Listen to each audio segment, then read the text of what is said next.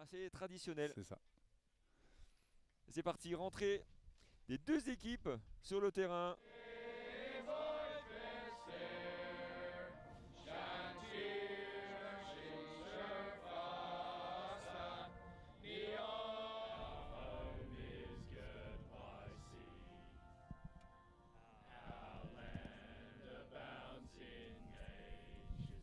Pas souvent et on les remercie grandement. Et c'est parti pour 40 minutes de bonheur avec le coup d'envoi australien, avec une réception irlandaise qui sécurise le ballon. Tend son bras pour indiquer à l'équipe d'Australie qu'elle bénéficie d'un avantage. Allez, ces Australiens qui profitent de ces ballons gratuits comme on les aime. Deuxième faute, la même faute dans un rock différent. Voilà, donc l'arbitre donne. Ah, et c'est joué vite par l'Australie. Pénalité jouée rapidement. Et là, il y a encore un avantage. Ah, et un essai. Et premier essai de cette partie. Du numéro 4. Merci Manu. Voilà, on voit les Australiens qui font jouer toute leur dimension physique avec des avants hein, qui se mettent derrière les trois quarts et qui créent des brèches qui concentrent les joueurs et ça crée des espaces. On voit, c'est vrai qu'il y a une dimension physique mise dès le début du match par les Australiens sur les Irlandais. Sur cette pénalité jouée rapidement à la main, le numéro 4 qui fend la défense irlandaise et qui va aplatir. Donc avec une pénalité jouée rapidement à la main, de façon très intelligente par les Irlandais. Ce secteur, voilà. Les Irlandais qui en défense sont bien placés parce qu'ils ne permettent pas l'attaque. Et turnover, ballon de récupération pour les Irlandais. Premier ballon de récupération de cette partie. Ouais, l'arbitre indique un en avant. Il y a un avantage, oui. Un avantage pour en avant, tout à fait, ouais. Avec ces images de bord de terrain, ouais, on voit les duels. On voit il y a un deuxième avantage. L'arbitre a indiqué un plaquage haut d'un Australien avec sa gestuelle. Donc on va voir ce qui va se passer derrière. Sur le plaquage précédent, j'ai l'impression. Ah, c'est les ballons gratuits comme Manu les aime. C'est vrai qu'il faut voilà, tenter des choses. Tout à fait. Et là, il revient là. Voilà, regardez la gestuelle qu'il va faire. Donc plaquage haut. 23.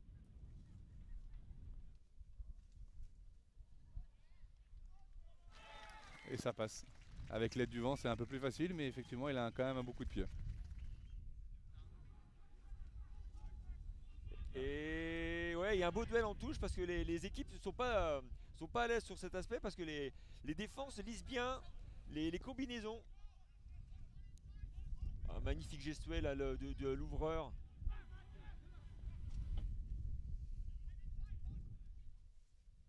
Magnifique, double, enfin pas sauter. Oh, puis l'ailier là qui se fait la belle. Magnifique, oh là là, le tchic-tchac. Incroyable. Essai de l'ailier du 14.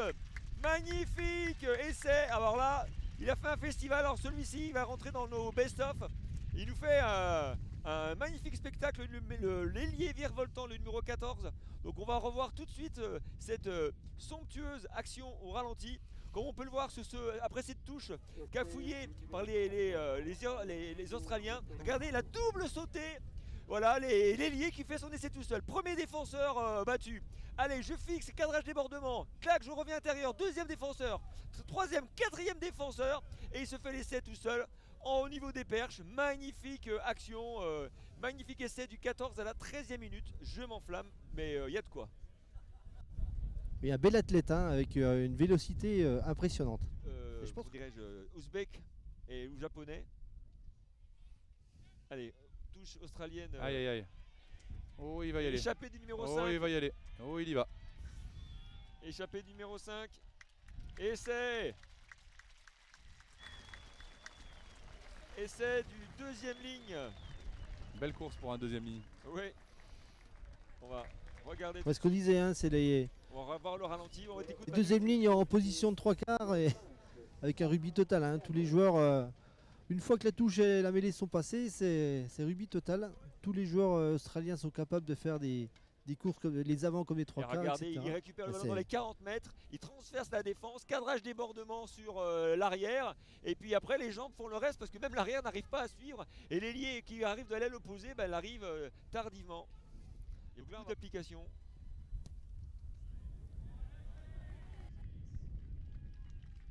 Et ça passe.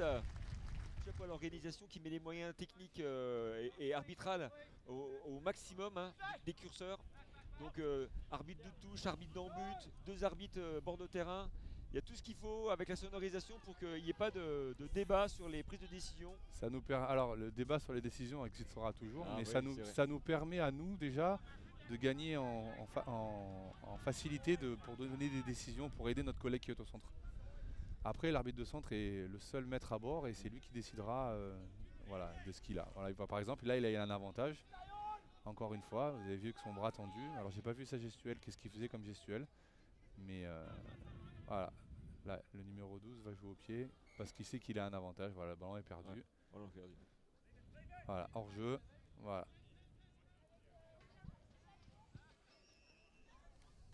Ouais, beaucoup de pieds, 3 points de plus. 19 pour l'Australie, 6 pour l'Irlande.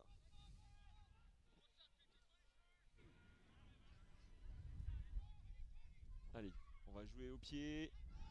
Allez, up and under, comme on dit dans la langue de Shakespeare. Mais ballon bien récupéré par les Australiens. Et le 14 qui nous fait sa spéciale. Petit crochet intérieur, plongeon pour la photo, magnifique. Ah, ça sent pas bon, hein. Dès qu'il a un peu de chance, mais au 14, il est inarrêtable. Ah, il est virevoltant. On va revoir l'essai. Donc on voit sur cette ce tentative de hop and under. Ballon récupéré, donc suite au rebond, référentiel bondissant aléatoire. Voilà, donc relais. Le premier joueur est le 14. Donc Vettoruzzo qui nous fait voilà, une Angel Capozzo. Donc peut-être des origines italiennes, peut-être de la famille de Ange Capozzo, le virevoltant ailier de l'équipe de Toulouse et d'Italie. Donc on voit sur le tableau où Manu, voilà, tu nous présentes, grâce à toi on peut voir l'évolution du score. Évolution du score prise rapidement par les Australiens qui sont ici dès le début du match. sur le graphique en rouge. Et les Irlandais là, qui malheureusement tardent un petit peu à scorer, qui sont un petit peu en délicatesse. Alors allez, c'est parti pour 40 minutes de bonheur. Le coup d'envoi a été donné par notre arbitre central. Florent qui a donné le coup d'envoi pour les 40 minutes suivantes.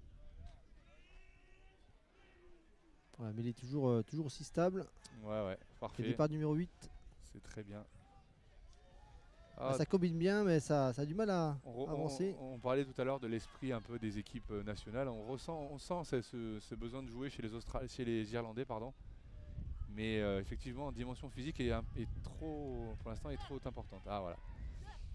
L'avantage de l'arbitre tend son bras, avantage. Donc le joueur australien n'est pas resté sur ses appuis. Là, pour l'instant, on tape avantage.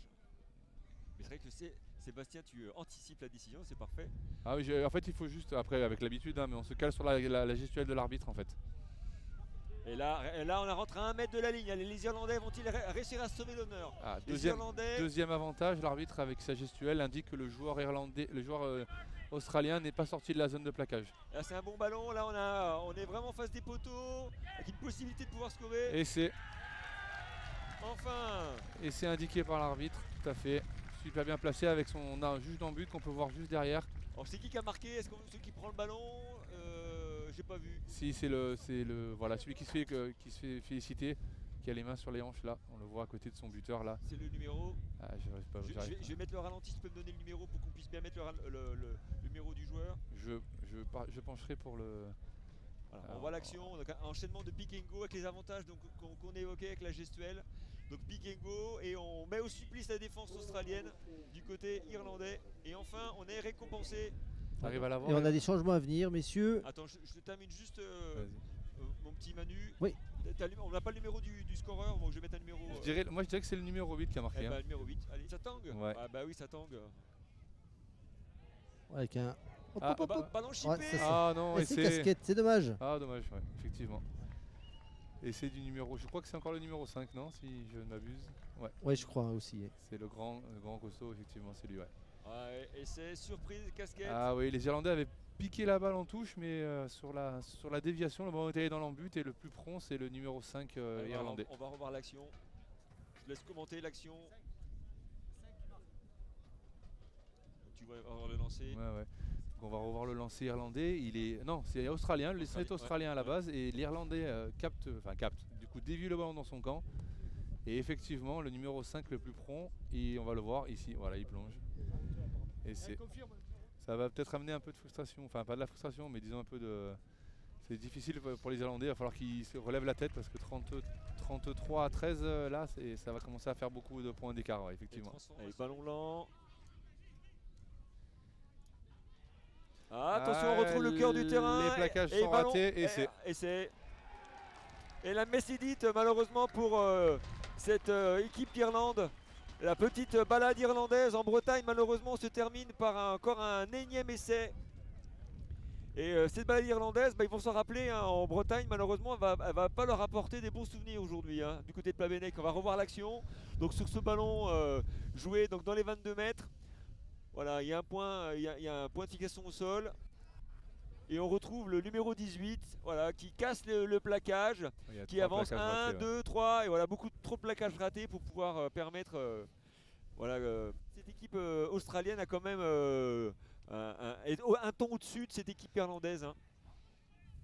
Si, comme leur indiscipline, cette équipe australienne peut avoir un bel avenir, en tout cas, hein, au niveau des compétitions militaires internationales.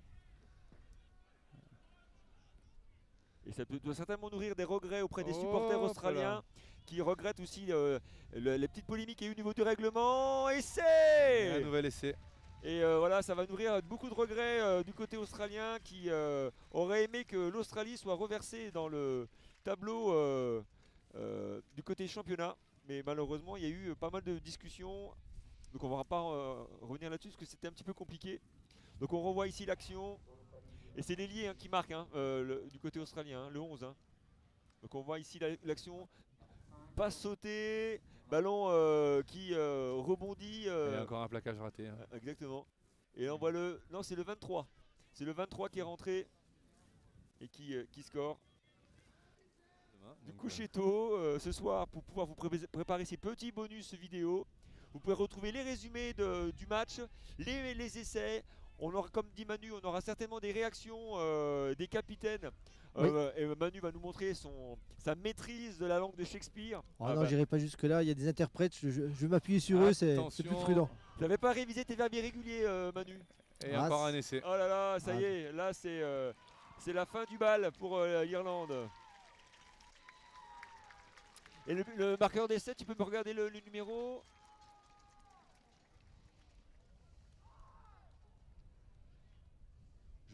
Celui qui a scoré, j'ai pas bien vu. Hein.